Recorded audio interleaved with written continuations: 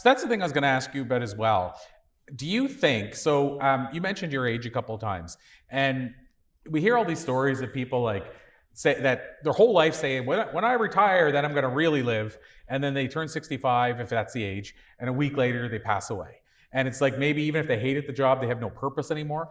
What do you think keeps you going is what I'm getting at. Like, what do you think keeps you going? And it doesn't even sound like the word retirement registers to you. It does not register. It's not in my lexicon.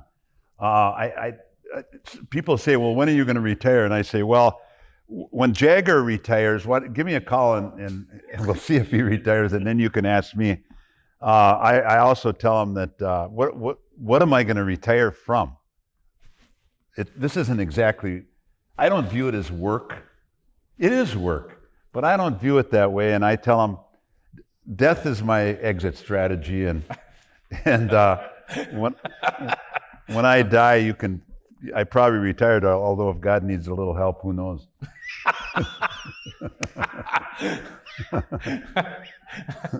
Yes, I love that. But I'm not going to retire. You kind of got me going on this. I'm thinking about writing a book, and my kids are helping me.